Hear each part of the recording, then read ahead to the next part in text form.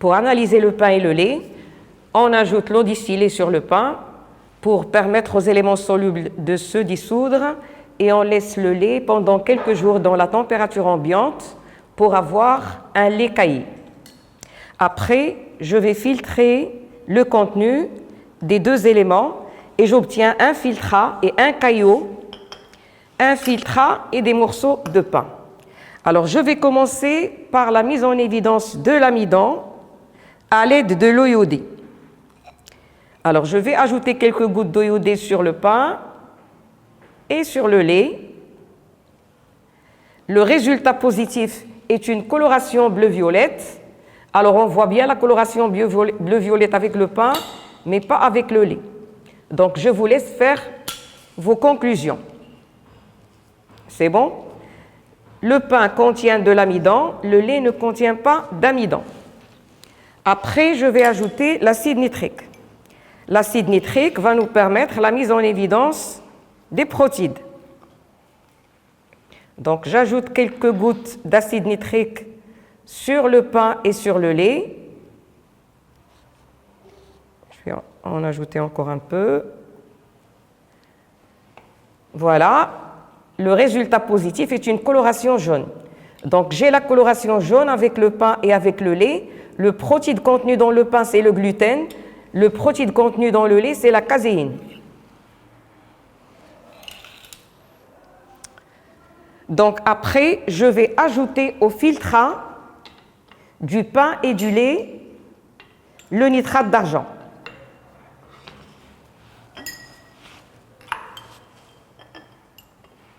Je vais mettre un peu de filtrat. Voilà. Et aussi du pain.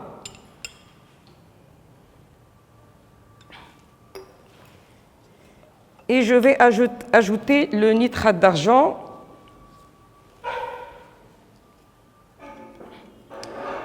Normalement, le résultat positif est un précipité blanc qui noircit à la lumière. Donc, on voit bien le précipité blanc dans les deux filtrats que nous allons mettre dans la lumière pour avoir une coloration noire. Les deux précipités blancs ont noirci à la lumière, ce qui veut dire que le lait et le pain contiennent les chlorures de sodium. Alors, je vais toujours mettre un peu de filtrat du lait et le filtrat du pain auquel je vais ajouter l'oxalate d'ammonium. Voilà. Normalement, on doit avoir un précipité blanc en présence de calcium. Alors, qu'est-ce qu'on remarque? On a un précipité blanc avec le filtrat du lait, mais pas avec le filtrat du pain. Donc, c'est le lait qui contient du calcium. Maintenant, je vais toujours mettre le filtrat du lait et le filtrat du pain. Et je vais ajouter la liqueur de Fehling A et B.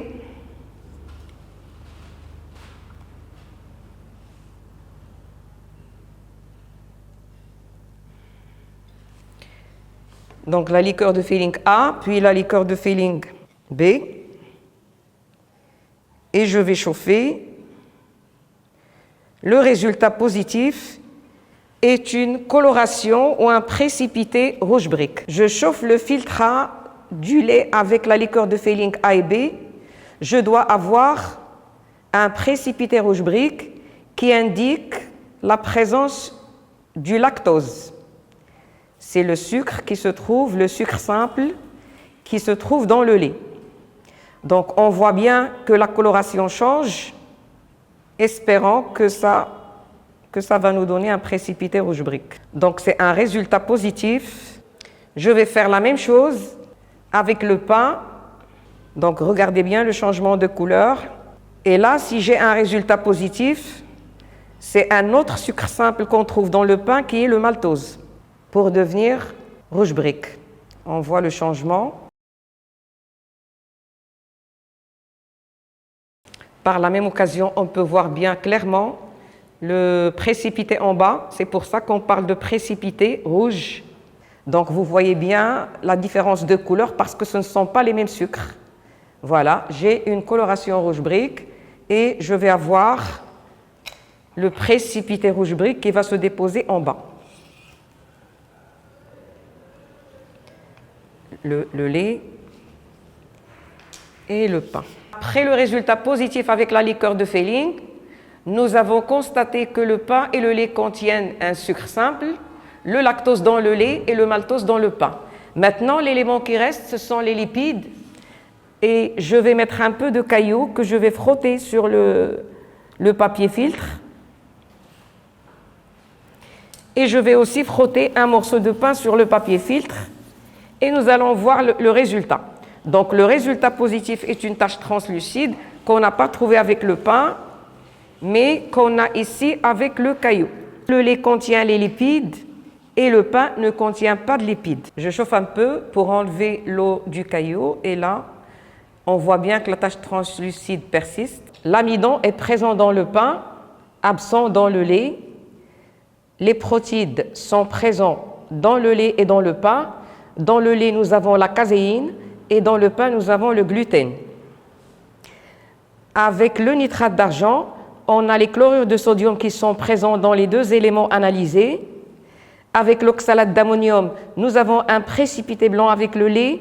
Ça veut dire qu'il contient le calcium, mais avec le pain, il n'y a pas de calcium.